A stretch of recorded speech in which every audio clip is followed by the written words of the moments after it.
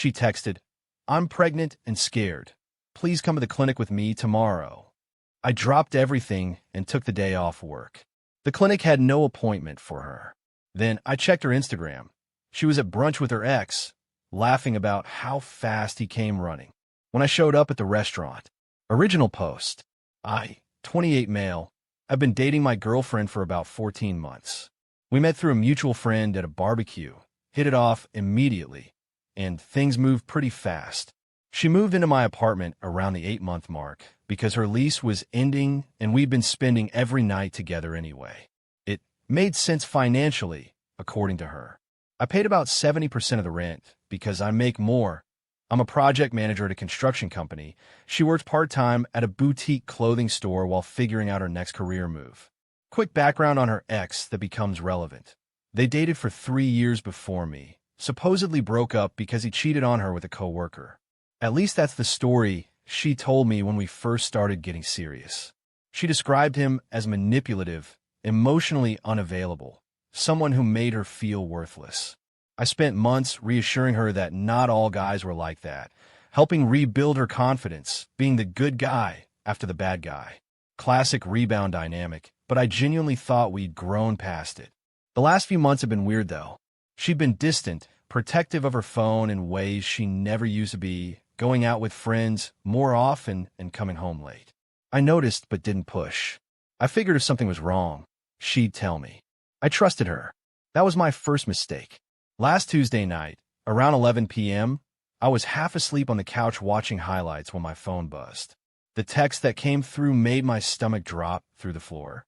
"I'm pregnant and I'm really scared. I have an appointment at a clinic tomorrow morning at 9 a.m.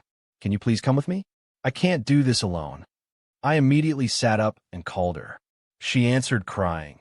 These deep, shaky sobs that sounded completely genuine. She said she just found out that afternoon. She'd been too scared to tell me until now. She didn't know what she wanted to do. She just needed me there. I told her of course I'd be there. Whatever she decided, I'd support her. We were in this together. That night, I maybe slept 2 hours total. I lay in bed running through every scenario. Were we ready for a kid? Could we afford it? We'd never even talked about marriage. What if she wanted to keep it? What if she wanted to terminate? What if this changed everything? I was stressed out of my mind, but also weirdly touched that she trusted me enough to ask for my support instead of handling alone. Wednesday morning, I was up at 5:30 a.m. Made coffee, tried to eat something, couldn't. At 6 a.m. sharp, I called my boss and explained I had a family emergency and needed the day off, possibly the whole day. He was understanding. I got a solid track record at this company, rarely call out, always hit my deadlines. He said take whatever time I needed and to let him know if there was anything he could do. I drove to the clinic she'd mentioned. Got there at 8:45 a.m., 15 minutes early, because I'm the kind of person who shows up early to everything. Parked in the lot and texted her, "I'm here. Where should I meet you?" No response. 8:55 a.m. Still nothing. I tried calling. Straight to voicemail. 9 a.m. Voicemail again.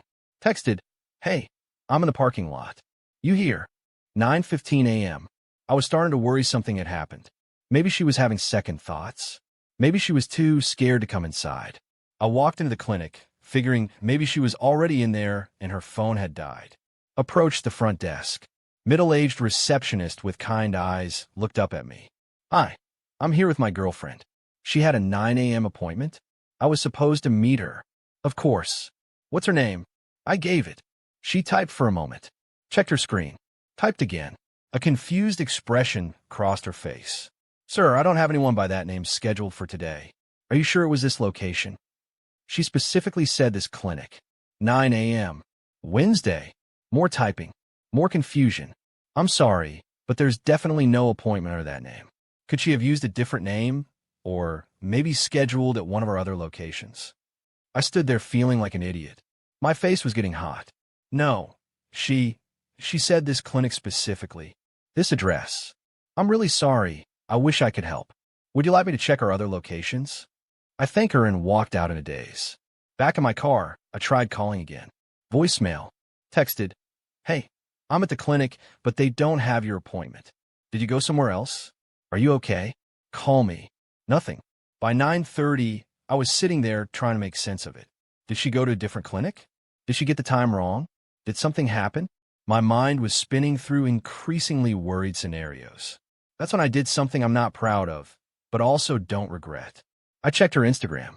We follow each other, but I rarely look at her stories. She posts a lot. Coffee cups, sunset pics, those inspirational quotes about healing and growth that people share when they want to seem deep. But when I opened the app that morning and tapped on her profile picture, her most recent story stopped me cold. It was a video, posted 23 minutes ago. She was at some trendy brunch spot. I could see mimosa flights in the background, avocado toast, exposed brick, that whole aesthetic. And she wasn't alone. She was with her ex, the manipulative, toxic one who cheated on her and made her feel worthless. They were laughing, clinking glasses, having the time of their lives. The caption, "When you test loyalty and he comes running man-running face with tears of joy." I watched it 4 times. My hand was shaking so bad I almost dropped my phone. She had faked a pregnancy scare. Made me take a day off work, which I'd have to explain to my boss. Made me drive across town to a clinic at 9 a.m.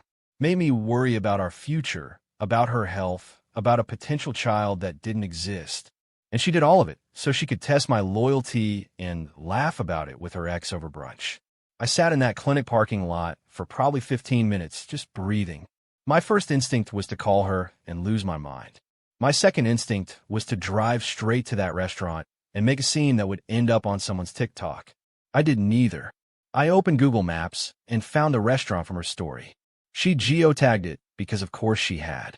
Started driving, but not to make a scene. I had a different plan forming. On the way, I called my buddy who works in real estate. He's helped me understand leases and tenant rights before. I asked him a quick question about removing an occupant from a lease when they're not a co-signer. He walked me through the basics. Then I called my landlord and had a very productive 10-minute conversation. By 10:15 a.m., I was parked outside the restaurant. Through the window, I could see them, my girlfriend and her ex, still laughing, still drinking, still performing their little comedy routine at my expense. I took another screenshot of her story, making sure the timestamp was visible. Then I got out of my car and walked inside. The hostess asked if I had a reservation. I said I was meeting someone and pointed toward their table. She smiled and waved me through. My girlfriend saw me when I was about 10 feet away. Her face cycled through expressions like a slot machine, surprise, fear, then something that looked almost like excitement. Like she was thrilled the drama was escalating exactly as she'd hoped. Her ex looked up with this smug little half smile. "Oh, so this is the boyfriend? She was just telling me all about you." I bet she was. My girlfriend tried to control the narrative immediately. "Babe, this isn't what it looks like. I can explain everything. No need. I saw your story." Her face lost some color. "That was just a joke.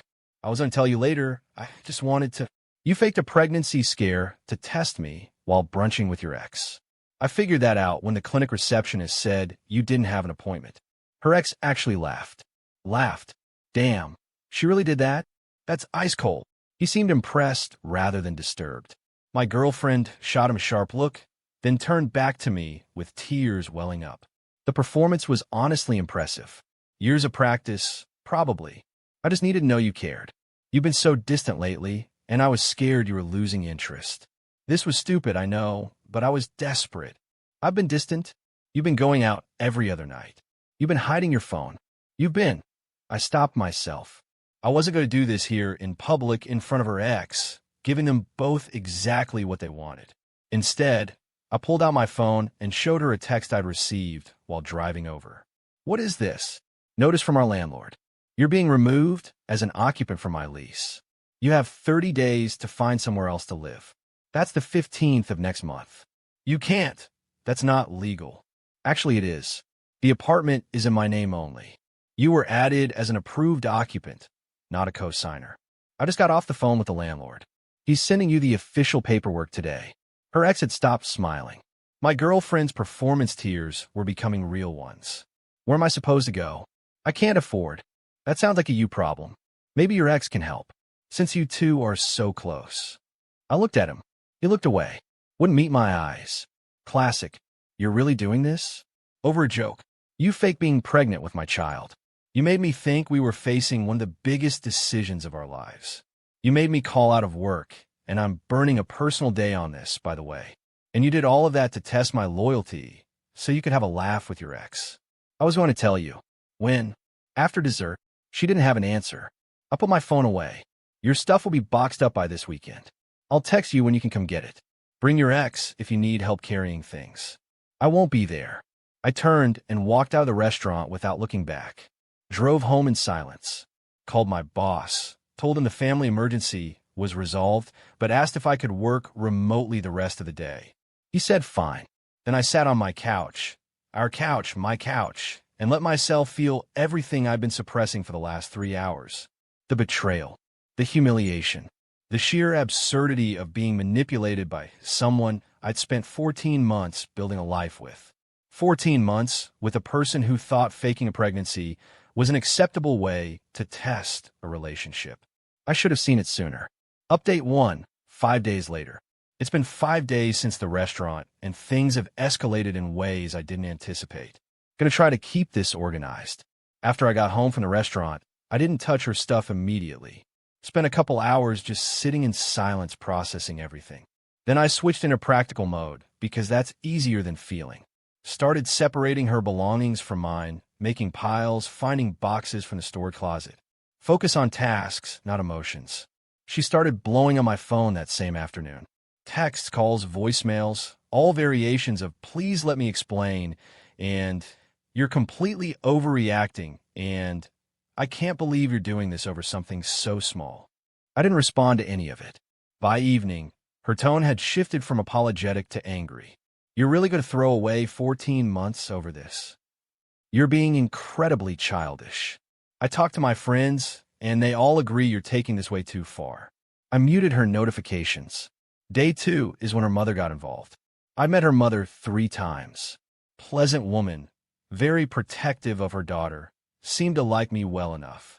So when I answered a call from an unknown number and heard her voice, I was caught off guard. I'm trying to understand what happened between you two. My daughter is absolutely hysterical and saying you're kicking her out over a misunderstanding. With all due respect, ma'am, your daughter faked a pregnancy scare to test my loyalty while she was having brunch with her ex-boyfriend. That's not a misunderstanding. Silence on the other end. Then, she did what? She texted me that she was pregnant and scared, said she had a clinic appointment in the morning, asked me to come support her. I took a personal day from work. When I got to the clinic, there was no appointment. I checked her Instagram, and she was at a restaurant with her ex. She'd posted a video laughing about how fast I came running. More silence. I didn't know the details. She just said you two had a fight and you were being completely unreasonable about it. I'm not being unreasonable. I'm removing someone from my life who thinks emotional manipulation is a game to play. Her mother apologized. Actually apologized. Said she needed to have a serious conversation with her daughter. I thanked her and hung up. Thought that might actually be the end of it. It was absolutely not the end of it. Day 3 is when the ex showed up at my apartment. I wasn't expecting anyone. So when the doorbell rang at 7 p.m. and I checked the peephole, seeing him standing there was a genuine shock. I opened the door but kept the chain on. Can I help you?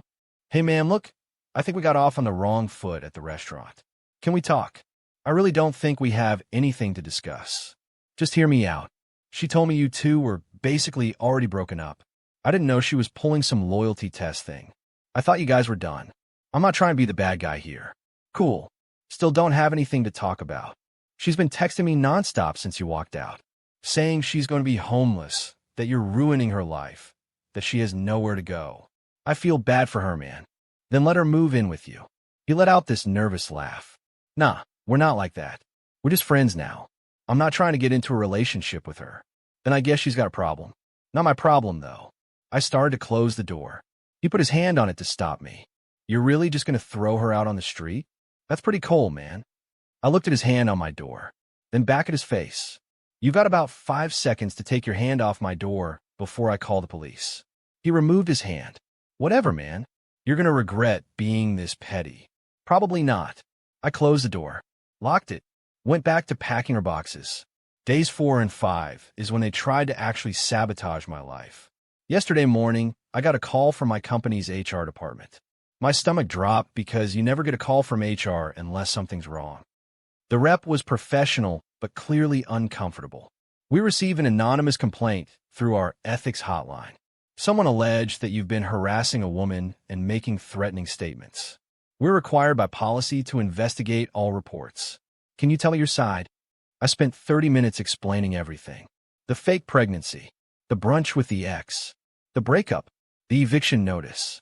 I showed them screenshots of her Instagram story, the text chain where she claimed to be pregnant, the increasingly hostile messages she'd sent afterward, and the fact that her ex had shown up at my apartment unannounced.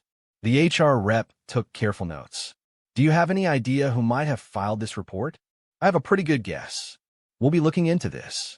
Please don't discuss it with anyone else at the company. I went about my workday, trying not to panic. 3 hours later, I got another call. Same HR rep. The investigation was closed. Whoever had filed the complaint had been inconsistent in their account and couldn't provide any actual evidence. I wasn't in any trouble. But here's the thing. Someone tried to get me fired. Someone filed a false report with my employer, hoping I'd face consequences. And I know exactly who was behind it. That's when I decided I was done being passive about this. I have a friend from college who went to law school and now works as a paralegal at a firm downtown. I called her and asked about my options. She explained that making false reports to someone's employer could potentially constitute defamation or tortious interference with employment, but that actually suing someone would be expensive, time-consuming, and probably not worth it for the damages involved. However, she also said that sometimes a strongly worded cease and desist letter is enough to scare people into stopping. So she helped me draft one. Very official-looking.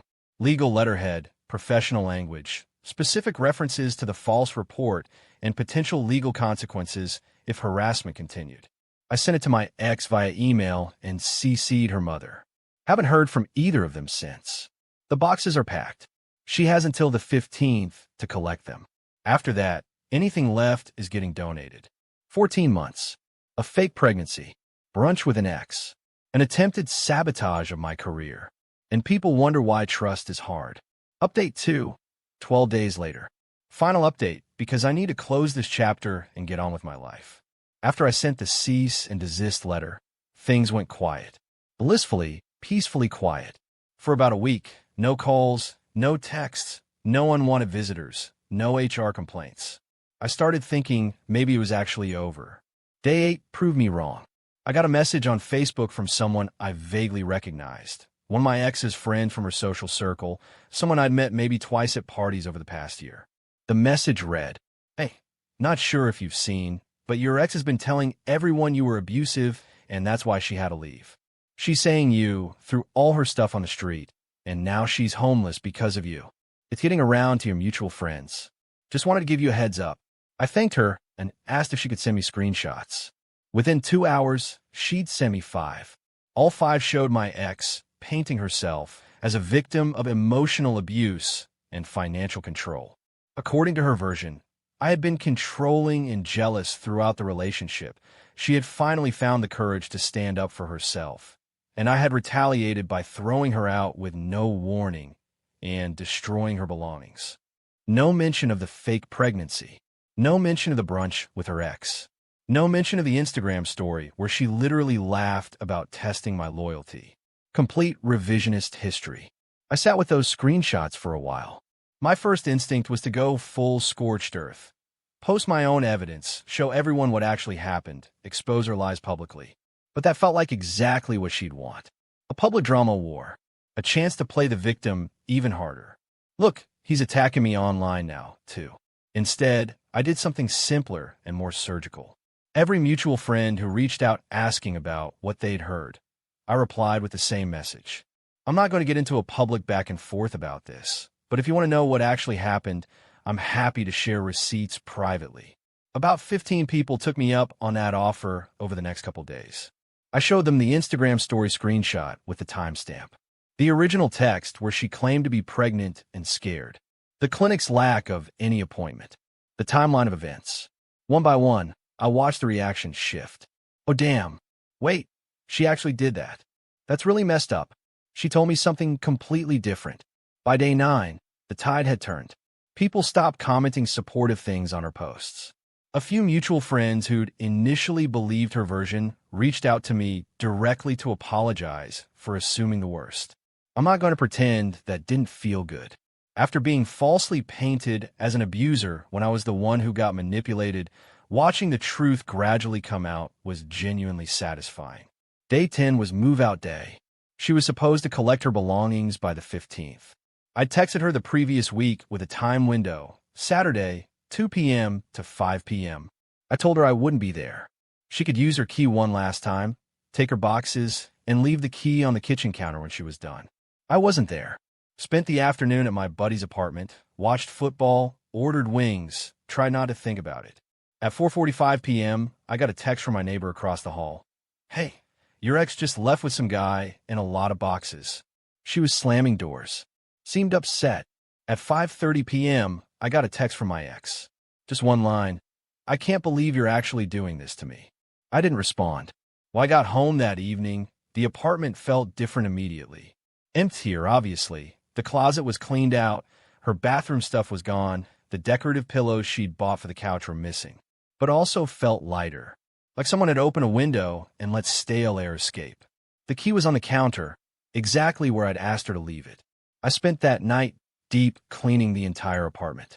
Every surface, every corner, every forgotten spot behind furniture. Threw away things I've been meaning to get rid of for months. By midnight, the place looked brand new. My place. Just mine. Day 11. Today, I checked Instagram one final time out of morbid curiosity. She'd posted a story late last night. A photo of her and her ex sitting on a couch together, surrounded by moving boxes, with the caption, "Grateful for real ones who actually have your back, 2 hearts." So she moved in with him. The ex who told me they were just friends. The one who showed up at my door insisting they weren't like that. They deserve each other. I mean that sincerely. 2 people who think manipulation and lies are acceptable relationship tools should absolutely be together, so they're not out here ruining anyone else's lives. I got a text from a friend who'd originally warned me about the smear campaign. She said she'd unfollowed my ex after seeing that Instagram story. Moving in with the guy she was cheating with while telling everyone you're the abuser? That's a special kind of delusional. It is, but it's not my problem anymore. Here's where I'm at. I'm 28 years old. I have a stable job, a clean apartment, and a very clear understanding of what I'm not willing to accept in a relationship. I lost 14 months to someone who saw emotional manipulation as a game and loyalty tests as entertainment. That sucks. But I also learned that I'm not someone who sticks around when I'm being disrespected. I'm the person who packs your boxes, changes the locks, and moves on. My buddy asked me last night if I'm still angry. I thought about it honestly and realized I'm not. I was furious in that restaurant. I was enraged when I found out about the HR complaint. But now I'm just done. Empty in a neutral way, not a sad way. She faked a pregnancy scare to test me. When I passed the test by showing up, she laughed about it with her ex. When I responded by ending things, she tried to destroy my reputation and my job. And when all of that failed, she moved in with a guy she was probably cheating with all along and called him a real one. That's who she is. That's who she always was. I just didn't see it clearly until she decided to show me. I'm not going to wrap this up with some inspirational life lesson. Real life doesn't work like that. Sometimes terrible people don't face dramatic justice. Sometimes they just move in with their ex-boyfriend and keep telling themselves they're the victim forever. But here's what I know for certain. My apartment is clean. My job is secure. My conscience is clear. My lease is mine alone. And I never have to wonder again if someone is faking a pregnancy to test my loyalty. Thanks for following along. I'm going to go watch football and order a pizza.